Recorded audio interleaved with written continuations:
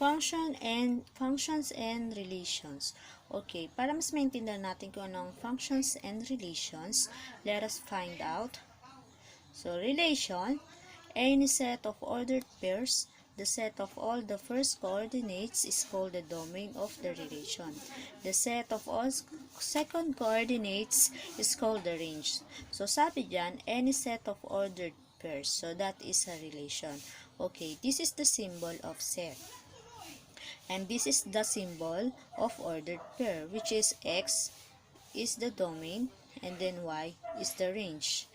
So, for the set of ordered pair, so ito yung magiging symbol niya. As you can see, the braces. So, sa loob niya, so which is the inside is the ordered pair, which is consists of coordinates X and Y, or the domain and the range. Okay? So, para mas maintindihan natin kung ano ang relation, let us have examples. So, example number 1. So, this is a relation because this is a set of ordered pairs. So, nakikita nyo, ito yung set, and then sa loob niya, nandun yung ordered pairs, which is 1, 3, 1, 2, 0, 8, and then 9, 3. So, for domain, 1, 0, 9, and then for range is 3, 2, 8. So, 1, so as you can see, 1, so naulit lang siya. So, we don't need to write it twice. And then sa range, 3 to 8, yung 3 din, naulit. So, we will just write it once, okay? So, this is a relation again because this is a set of ordered pairs. And then, for example, number 2, so this is a relation also because this is a set of ordered pairs. So, this is a set, and then the ordered pairs are 1, 4, 2, 5, and then 3, 6. So, for domain, so that is 1, 2, 3. And then the range is 4, 5, 6. Example number 3. So, this is not a relation. So, as you can see, this is not a relation because this is just a set of ordered pair. So, set lang siya. Wala siyang ordered pair sa loob. So, walang coordinates, which is walang domain and then range. So, for example number 4. So, not also a relation because this is just a set of set. So, kung makikita nyo, number 4, set siya, and then inside of it is also a set. Okay, so this is a set of sets. So, that's why this is not a relation. Okay, so again, when we say relation, it means a set of ordered pairs.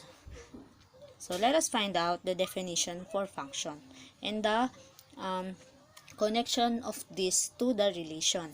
So, a function is a relation in which 1, for each first coordinate, there is exactly one second coordinate. 2, for every first element x, there corresponds a unique second element y. So, okay, let us find out para mas maintindihan natin. So, okay, here, a function can be denoted by y equals this notation, which reads f of x or the value of the function at x. Okay, so once na nakakita kayo ng ganitong notation, therefore, this is it means it's function. Okay, so y equals f of x. Okay, note, every function is a relation, but some relations are not function.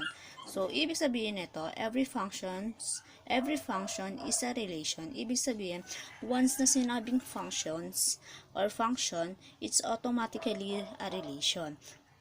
And then, but some relations are functions. So, pag sinabing relations or relation, so hindi lahat ng relation function. Pwedeng hindi siya function, pwedeng function. But you have to find out kung function ba siya or hindi function. Okay, let us have examples. This is example number 1.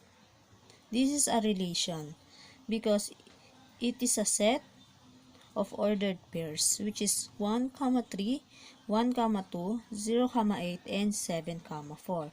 So, sabi dito, this is not a function. Let us find out why. So, from the definition of function, first is, for each first coordinate, there is exactly one second coordinate. So, in our example, so this is the ordered pair.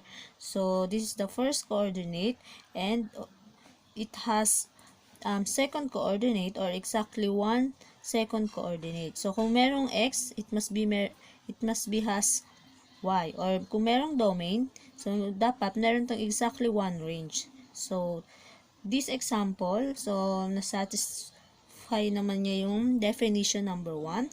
But let us find out the definition number 2, which is for every first element x, there corresponds a unique second element y. So, ibig sabihin, dapat si x hindi na uulit. Dapat meron lang siyang iisang kapartner in element y. So, tignan natin. So, in example number 1, so 1, 3, 1, 2, 0, 8, and 7, 4. So, as you notice, si 1, so naulit siya. So, this domain, 1, has been repeated. So, sabi kasi sa definition, di ba? So, dapat the first element corresponds in a unique element in y. So, dapat isa lang yung pwede niyang maging kapartner. So, si 1, makikita nyo, 1, 3, and then 1, 2. So, that's why this is not a function because the domain has been repeated. Okay? And then, example number 2. So, this is also a relation because this is a set of ordered pair, which is 1, 4, 2, 5, and 3, 4. So, this is a function because there's no domain has been repeated. So, nakikita nyo, 1, 2, and 3. So, hindi naman siya naulit. So, this is a function. Okay, now, so let us find out next. So, this is function can be represented in different 5 ways. So, here, ito, yung 5 na different ways, ito yung pwedeng i-represent para maipakita na function siya. So, first is function in ordered pair. So, here, naka-enumerate yung ordered pair or ordered pairs, which is 1, 6, 2, 7, 3, 8, 4, 9, and then 5, 10. This is a relation because this is a set of ordered pairs. So, yan. Then, number 2, so, function in tabular form. So, from the word tabular, or from the word table, so, nakita nyo, naka-table yung domain and then range, which is the domain is x, 1, 2, 3, 4, 5. And then yung y is 6, 7, 8, 9, 10. So, dito, makikita mo agad kung function ba or hindi function. Kasi, makikita mo si x kung nauulit ba, which is kung nauulit ba si 1. So, therefore, this is not a function. Pero kung tulad nito, hindi naman siya nauulit, therefore, this is a function. Okay? Then, number 3. So, function in set notation or open sentence. So, dito, here, when we say set notation or open sentence, so this is f of x equals set of x and y such that y is equals x plus 5 and x is equals set of 1, 2, 3, 4, 5. So, okay, in open sentence, so from the given, y is equals x plus 5 such that x 1, 2, 3, 4, 5. Dito, so you have to substitute the value of x para makuha mo yung ordered pairs. So, nakikita mo, if you get the value of x na 1, so 1, then you substitute the value of the value of x to get the value of y. So, if x is 1, so it will become 6. So, 1, 6. And then, if x is 2, the y will become 7. And then, 3, 8, 4, 9, and then 5, 10.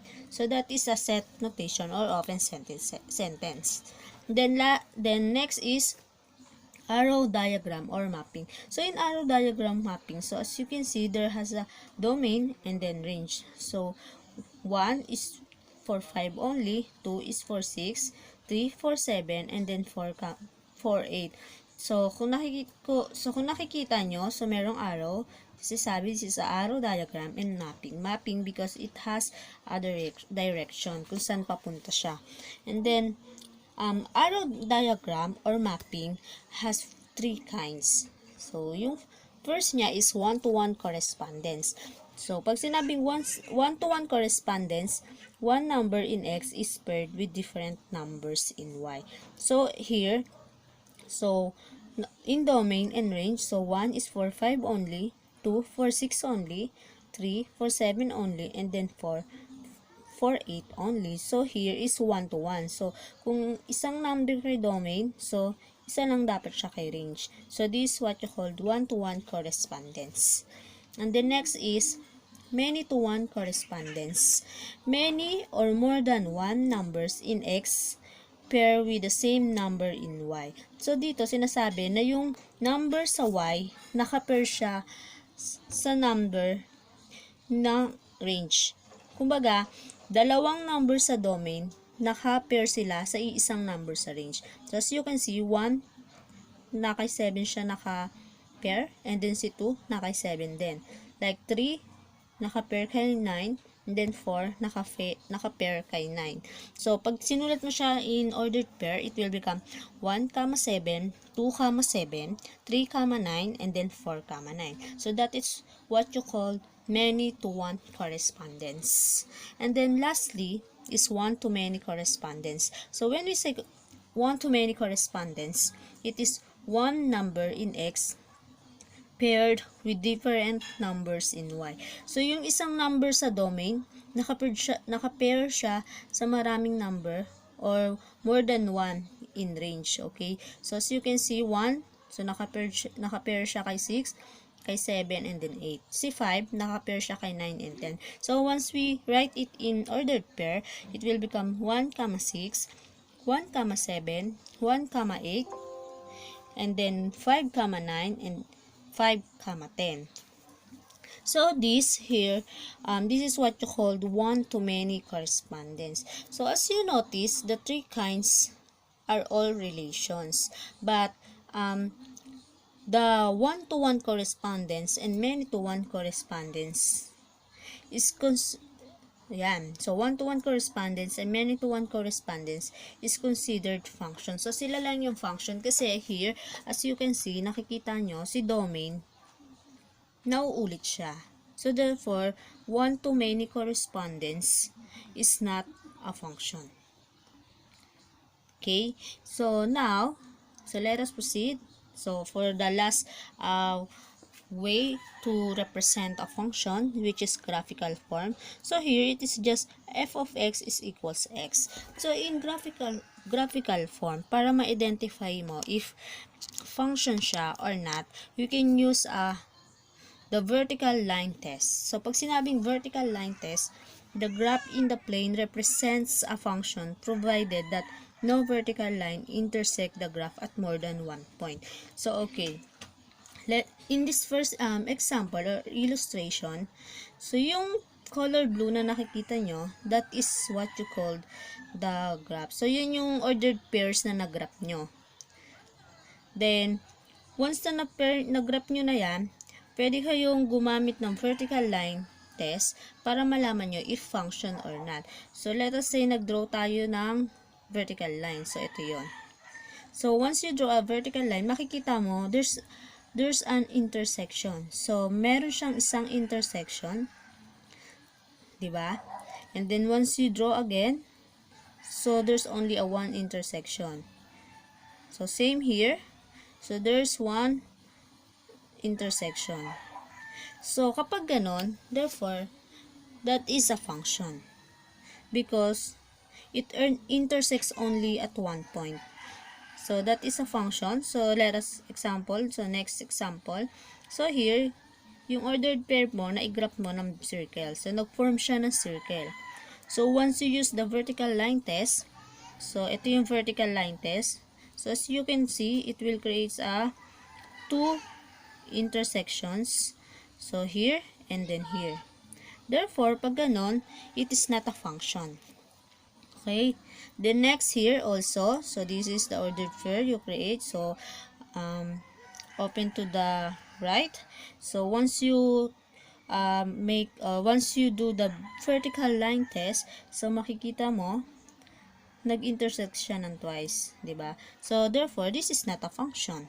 And then, lastly, so ito, so this is the ordered pair, and then you create a graph. So, ito yung nabuo mo, yung color blue. So, once you test a vertical line, so, pag nag-create ka dyan ng vertical line test, so, makikita mo, it will only create one intersection.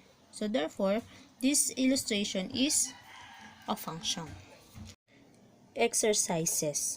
Okay, for our number 1, it is a relation because it is a set of ordered pairs, which is 4, 10, 2, 8, and 4, negative 7. So, the questions or the question, is it a function or not a function? Okay, for our number 1, it is not function. So, why? Because as you notice, there's domain has been repeated. So, makikita nyo yung number 4 na ulit siya. So, which is 4, 10, and then 4, negative 7. So, therefore, this is not a function. Okay, for our number 2, this is a relation because it is a set of ordered pairs, which is 1, 4, negative 7, 3, negative 1, 2, and then 8, 4. So, number 2 is a function because there's no domain has been repeated. So, makikita nyo kung na yung domain. So, iisa lang siya. Wala siyang nauulit. So, that's why this is a function. Okay? Number 3. So, again, this is a relation because it is a set of ordered pairs. 6, negative 1, negative 7, 5, 8, negative 1, and negative 2, 0. So, for our number 3, this is a function because there's no domain has been repeated. So, unique naman yung mga domain, which is 6, negative 7, 8, and then negative 2. So, for our number 4, so it is a relation since it is a set of ordered pairs. So, it has parenthesis here or open parenthesis here. So, it is 0, 0, 1, 1, and then 2, 2. So, it is a function because as you notice, there's no domain has been repeated. So, wala naman nauulit na domain, diba? So, which is 1, 0, 1, and 2. Okay? So, for our number 5, this is a set of ordered pair. So, it means it is a relation. So, kung function ba yan o hindi function, so, for number 5, it is 6, 9, 4, 8, and then 4, negative 3. So, as you notice, number 5 is not function because there's domain na nauulit, which is number 4. So, kung makita nyo yung 4, naulit siya for 4, which is 4, 8, and then 4, negative 3. Diba? So, that's it, class. So, here are the different ways of representing functions. So, again, first is ordered pair. The next is tabular form. The next is set notation or open sentence. And the next is arrow diagram or mappy, which has 3 kinds. It is one-to-one correspondence, many-to-one correspondence, and one-to-many correspondence. And lastly is the graphical form. So you can identify if it is a function or not using by the vertical line test. Okay, now, so let us answer this. What is the difference between functions and relations? So, when we say functions, so it is a relation. Again, a function is a relation in which for each first coordinate, there is exactly one second coordinate. And for every first element x, there's corresponds a unique second element y. So, ibig sabihin, masasabi mong function if there's no domain has been repeated. At yung first element niya, meron siyang pair second coordinate. So, okay, or second element. So, that is the function. While the relation, so for the relation, it is a set of, or it is any set of ordered pairs. So, which is yung ordered pairs, consist siya ng domain and range. Okay? And now, for And now, lagi nyo lang tatandaan na lahat ng function is a relation. Pero pag sinabing relation, it's either function or not, function. For our number 2, what are the different ways of representing functions? So, yun yung kanina, yung 5 different ways to represent function, which is the ordered pair, tabular form, set notation or open sentence, arrow diagram or mapping, which has three kinds, which is one-to-one correspondence, many-to-one correspondence, and one-to-many correspondence. And then lastly is the graphical form, so which is you can identify the if function or not using the vertical line test. And then for the question number 3, so what is the importance of functions and relation in real life situation? You can use functions and relations in real life situations. So, para malaman kung compatible ba ang mga bagay-bagay. So, example, in a married life. So, of course, in a married life, it must be one husband with one wife only. Diba?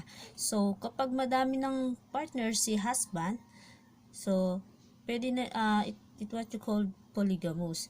So, hindi na yung function. So, one husband, it must be with one wife only. So, marami pang gamit talaga si functions and relations. You can find out in our next topic or in our next lesson. Okay? So, that's all, class. That's all, and thank you.